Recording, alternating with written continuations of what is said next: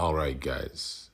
Today we're talking about self-observation, observing yourself.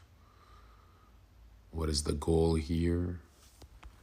The goal is to notice habits. I mean, you notice your habits every day, but noticing why you have a certain habit will lead you closer to being horrified with yourself, which then makes that unconscious, autonomous drive that makes you do that conscious and into sunlight. And then you can stop. And we're not talking about like the stuff everyone talks about, like drinking and all that stupid shit. We're talking about you. So for example, if you spent the last 20 years of your life sitting a lot, let's say you're on the computer or whatever, or let's say you're in your living room just sitting down on your phone, get into the habit, and this will kill all your boredom. Everything, when you observe yourself, this kills all boredom, and this allows you to be in the moment. This allows you to have way, way better mental energy, less brain fog. Let's say you're sitting, just scrolling on your phone, whatever. Ask yourself why you've been sitting like that for 20 years, right? So for a lot of you guys who are like anxious, you'll be sitting in one way, scrolling on your phone. I recommend you guys kick your feet up and lay down, right? And you won't be used to it. You'll be like, I never lay down. I usually sit like this.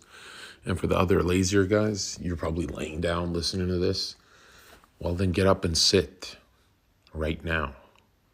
And you'll notice within a few minutes after listening to this that whoa, I'm laying down again. What the fuck? Because you're mostly autonomous. You're just on autopilot. You go back to your ways.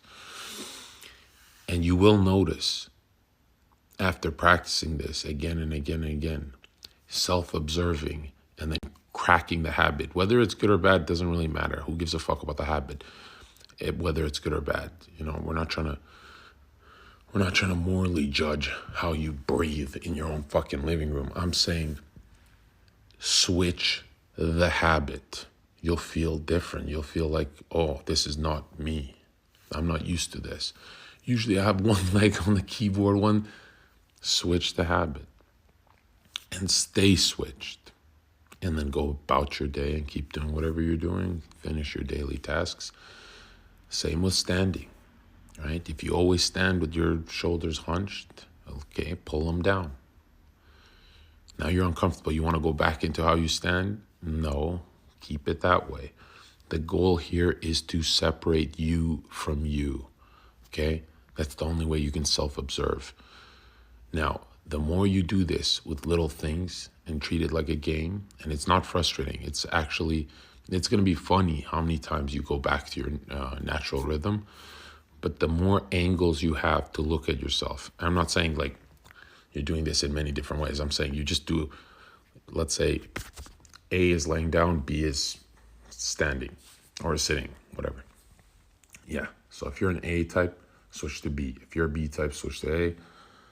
And you'll notice yourself finding a calm to yourself being horrified with, holy shit, I actually lay down and for 6 hours I've been scrolling. Like, holy shit. My trigger is that if I'm laying down, that's when the media swallows me up. Because when I'm sitting, scrolling on Twitter is not that fun. I'm not wasting too much time. I'm thinking about getting my day started. And obviously we're not trying to force that. We're trying to just see ourselves from a different angle without using anything, or right, like a lot of people use psilocybin and shrooms and all that stupid shit, but they'll see it from a different angle and they'll be conscious of it, and they say that helped them a lot. But you look at any true mystic, since the start of time, self-observation was the key to self-development and developing the mind, right? Now, if you try and self-observe from the laying or sitting position, or your just daily habit position where you're locked in, you'll never actually notice. You might consciously say, yeah, I noticed that I have a bad habit of just, wasting time laying down on this couch, blah, blah, blah. You might notice that, right? But you immediately go back into that sleep state because humans love to be asleep when they're awake. We don't like to sleep when we're asleep, you know? We've got vivid dreams that we forget and stuff, but when we're awake, we love to go back to being autonomous, autopilot, which is completely wrong, right? As soon as you have the why, that split you from you, it becomes real. And you go, oh shit. So I guess at the party, my crush is standing next to me and my shoulders are hunched and I'm sitting, kind of standing like a bitch. And you'll start to notice what parts of the day zap your energy. And you go, what the fuck? Getting a fucking bagel zaps 20% of my energy because it just makes my mind go into a different place when I stand. Like, you're not going to build confidence unless you're horrified with your habits. This is why I think the greatest compliment someone can give you is if they say, hey, you are unpredictable, right? If someone says you are unpredictable, that means you've got different angles, right? Different angles of thought. Doesn't actually mean success, right? But it's unpredictable people are more risk takers, right? And that's the point of life, is taking risks. Self-observation also happens. I mean, you should be practicing this with your friends. Have you ever sat with your friends and you're on autopilot? Whatever they're talking about, you're thinking about, and you're talking to them, and maybe you drift off into thought, but you always go back into autopilot, being around them, and they order a coffee, you order coffee, whatever, it becomes like a group thing. No, when you self-observe, you go, well, these friends fucking suck. Like, they're such nice people, but nice people, you know, nice guys finish last, and why am I around these people, right? That's you noticing you, right? That split, that unconscious becoming conscious, that is the root cause to all your success. Anytime you've gone up in life, you've noticed something, you're horrified. You're horrified with yourself about something, and you make the change. Now, what you've been doing your whole life is you make the change before fully noticing, or you'll notice you from the position you've always been in, right? For a lot of you guys, it's like your computer. That's like your kind of sanctuary. You guys like lock in and stay there 8 hours a day.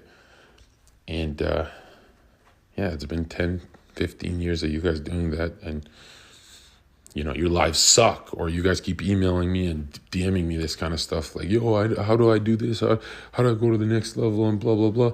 I've been sitting on my computer for 7 years. And yeah, if you can say that, that doesn't mean you're horrified by it, because you can say it.